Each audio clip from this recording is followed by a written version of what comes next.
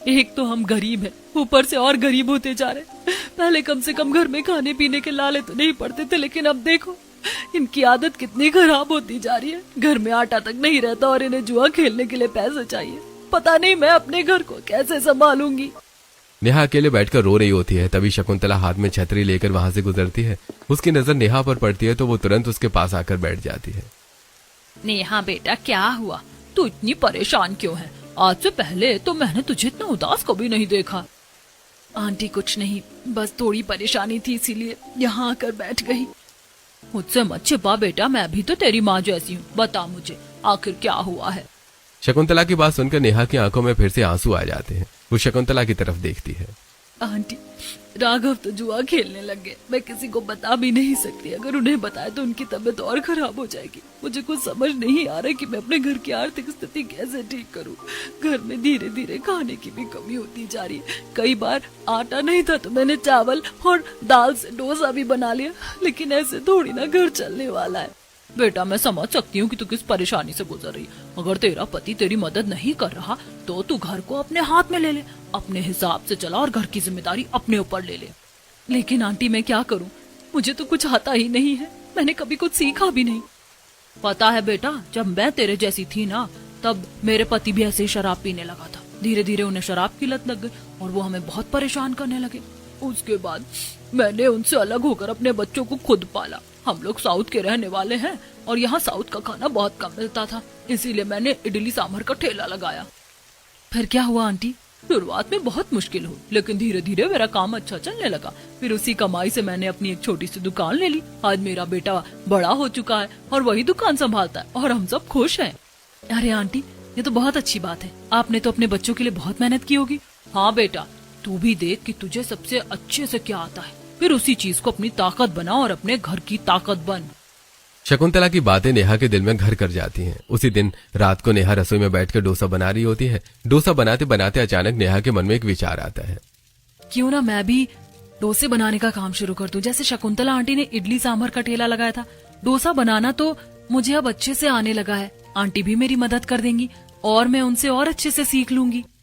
नेहा पूरी रात अपने नए काम के बारे में सोचती रहती है। मैंने सोच लिया है, अब मैं इसी काम को आगे बढ़ाऊंगी।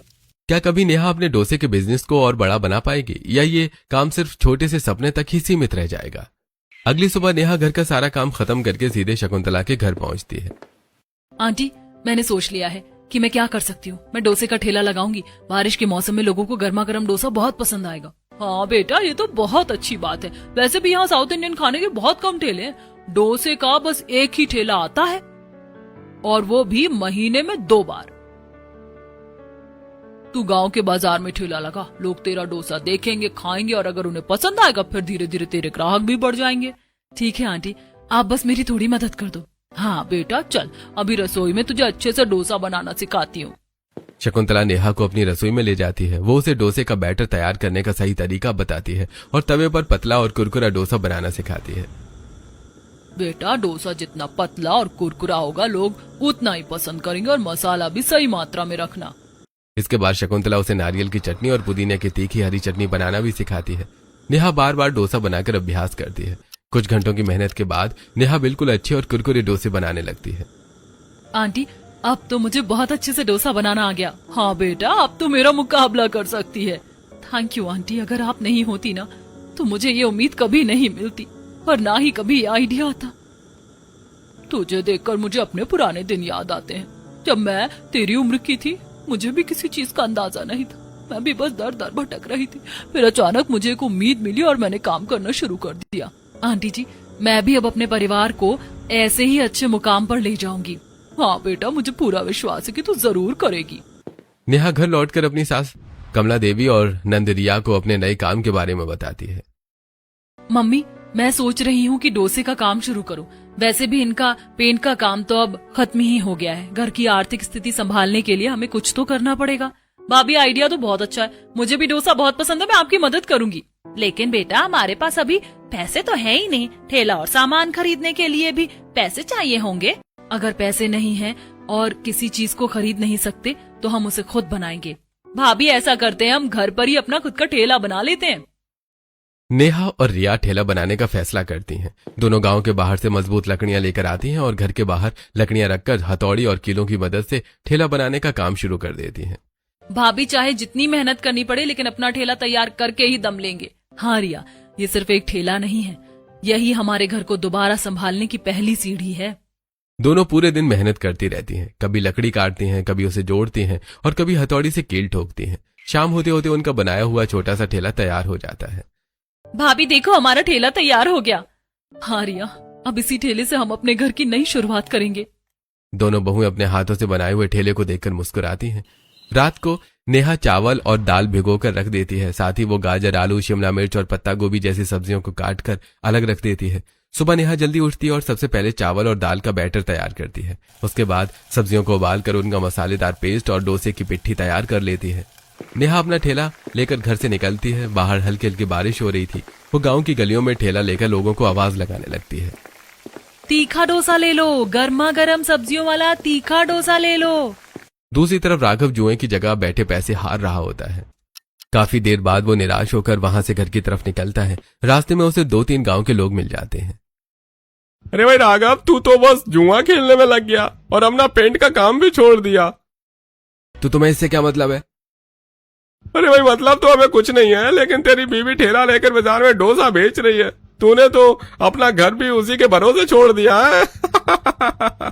क्या तुम पागल हो गए हो क्या? ऐसा कुछ नहीं हो सकता। अरे जाकर देख ले। तेरी बीवी पूरे गांव में ठेला लेकर घूम रही है और डोसा बेच रही है। राघव ये सुनकर गुस्से में घर की तरफ चल पड़ता है। शाम को नेहा भी अपना ठेला लेकर घर लौट आती है। कुछ देर बाद राघव घर पहुंचता है और बाहर खड़े ठेले को देखकर उसका गुस्सा 7वें आसमान पर पहुंच जाता है। ये सब क्या हो रहा है मेरे पीछे? राघव गुस्से में ठेले को जोर से लात मार देता है और फिर घर के अंदर चला जाता है। नेहा उस समय चूल्हे के पास बैठकर खाना बना रही थी। राघव अंदर जाते ही गुस्से में नेहा को थप्पड़ मार देता है। तेरी हिम्मत कैसे हुई ये सब करने की?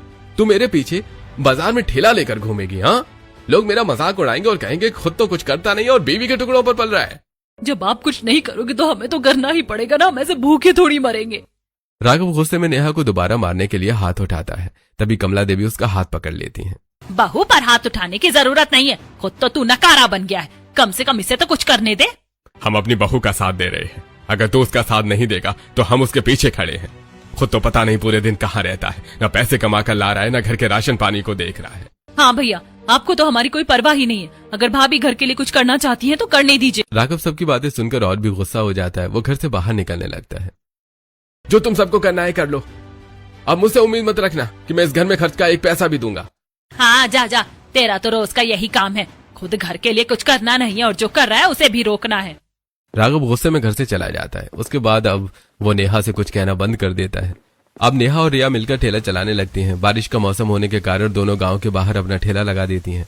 ठेला पूरी तरह खुला हुआ होता है। तभी अचानक आसमान में काले बादल छा जाते हैं और तेज बारिश शुरू हो जाती है। उनके पास छतरी भी नहीं होती। बारिश का पानी सीधे डोसे के बैटर और सब्जियों में भरने लगता है। भाभी जल्दी चलो साइड में, वरना हमारा सारा सामान खराब हो जाएगा। नेहा और रिया जल्दी से ठेले को एक तरफ ले जाती हैं, लेकिन तब तक बैटर में काफी पानी भर चुका होता है। भाभी ये तो पूरा बैटर खराब हो गया, अब इस खराब डोसे को तो कोई भी नहीं खाएगा। आज का दिन तो हमारा पूरा खराब हो गया। दोनों खराब हुआ सामान समेट कर अपना ठेला लेकर घर लौट आती हैं। घर पहुंचते ही नेहा एक टीन की चादर निकालती है और उसे ठेले के ऊपर लगाने लगती है। अरे वाह भाभी, आपने तो बहुत अच्छा जुगाड़ कर दिया, अब इसके अंदर बारिश का पानी नहीं आएगा। हाँ दीदी, अब कम से कम बारिश हमारे डोसे को खराब तो नहीं कर पाएगी। अगले दिन दोनों फिर ठेला लेकर निकल जाती हैं। इस बार ठेला बारिश में सुरक्षित होता है और उसके ऊपर टीन की छत लगी होती है, लेकिन नेहा और रिया खुद बारिश में भीग रही होती हैं। दोनों पूरा दिन ग्राहकों का इंतजार करती हैं, लेकिन कोई भी उनके ठेले पर नहीं आता। आ जाओ, तीखा डोसा खा लो, गर्मा गर्म सब्जियों वाला डोसा खा लो। अरे हटो यहाँ से, हमें नहीं खाना तुम्हारा डोसा। वो आदमी वहां से चला जाता है। शाम तक एक भी ग्राहक नहीं आता। कुछ गांव की औरतें भी उनके ठेले के पास आकर उन्हें ताने मारने लगती हैं। देखो तुम्हारा पति खुद तो जुआरी बन गया और तुम्हें काम करने के लिए भेज दिया, अब तो यही इसके हिस्से का काम आएगा। अरे बेचारी क्या करी, एक तो गरीब है, ऊपर से पति भी बेकार, इस लड़की का कोई सहारा भी नहीं है। तीनों औरतें हंसने लगती हैं। रिया ये सुनकर चुप नहीं रहती। आप लोगों को क्या करना है? खुद तो अपने पति के पैसों पर पल रही हो और दूसरों को ताने मार रही हो। कम से कम मेरी भाभी अपने घर को संभालने की कोशिश तो कर रही है। रिया की बात सुनकर औरतें मुंह बनाती और वहां से चली जाती हैं। ऐसे ही 2-3 दिन गुजर जाते हैं। नेहा और रिया रोज ठेला लगाती है, लेकिन एक भी ग्राहक उनके पास नहीं आता। दोनों लगातार मेहनत करती रहती हैं। एक दिन दोपहर के समय एक बूढ़ा गरीब आदमी उनके ठेले के पास आता है। उसके कपड़े पुराने होते हैं और वो बहुत कमजोर दिखाई दे रहा होता है। अरे बहन, अरे थोड़ा सा खाने को दे दो, बहुत भूख लगी है, 3 दिन से कुछ नहीं खाया। बूढ़े की बात सुनकर नेहा तुरंत एक प्लेट में गर्मा गर्म सब्जियों वाला डोसा लगाकर उसके सामने रख देती है। भाभी, इनसे पैसे तो ले लो। रिया, तुम्हें लगता है इनके पास पैसे होंगे? बेचारे इतने बूढ़े हैं। और कोई बात नहीं, अगर कोई बिना पैसों के भी खा रहा है तो कम से कम एक ग्राहक तो हमारे डोसे का स्वाद जान रहा है। हाँ भाभी, ठीक है। बूढ़ा आदमी डोसा खाना शुरू करता है। जैसे जैसे वो डोसा खाता है उसके चेहरे पर खुशी आने लगती है। अरे वाह बेटा, बहुत अच्छा बनाया है, मेरा पेट में तो जान आ गई। बूढ़े की आवाज सुनकर पास से गुजर रहे 2-3 लोगों का ध्यान भी ठेले की तरफ जाता है। वो वहां आकर डोसा मांगते हैं। अरे वाह, डोसा तो बड़ा अच्छा है, इतना तीखा है कि कानों से धुआं निकल गया। हाँ, लेकिन इसका स्वाद बहुत अच्छा है। अरे सच में ऐसा सब्जियों वाला डोसा मैंने पहले कभी नहीं खाया। पहली बार नेहा के ठेले पर कुछ ग्राहक आते हैं और उसे पैसे देकर डोसा खरीदते हैं। नेहा और रिया एक दूसरे की तरफ देखकर मुस्कुराने लगती हैं। उनके चेहरे पर कई दिनों बाद उम्मीद दिखाई देती है। अब नेहा ने अपने डोसे के काम को पूरी तरह संभाल लिया होता है। वो रात को ही चावल दाल भिगोकर, सब्जियां काटकर और बाकी सारी तैयारी करके रख देती है।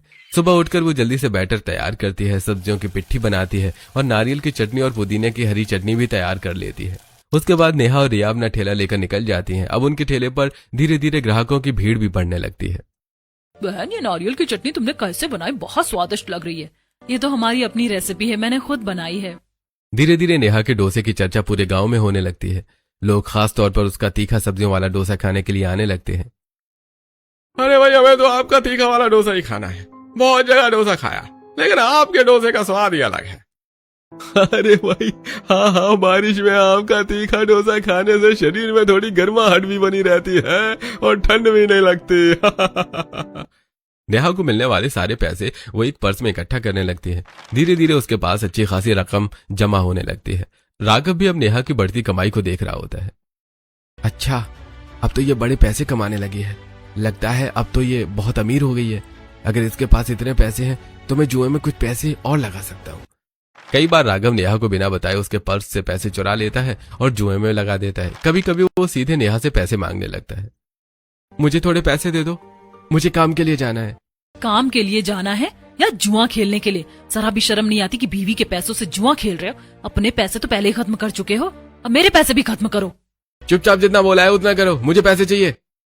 राघव नेहा से पैसे लेकर फिर जुए में लगा देता है और सारे पैसे हार जाता है। अब नेहा समझ जाती है कि अगर उसने पैसे खुले में रखे तो राघव उन्हें भी खत्म कर देगा। इसके बाद नेहा एक दूसरा पर्स बना लेती है और अपनी मेहनत की कमाई उसमें छिपाकर रखने लगती है।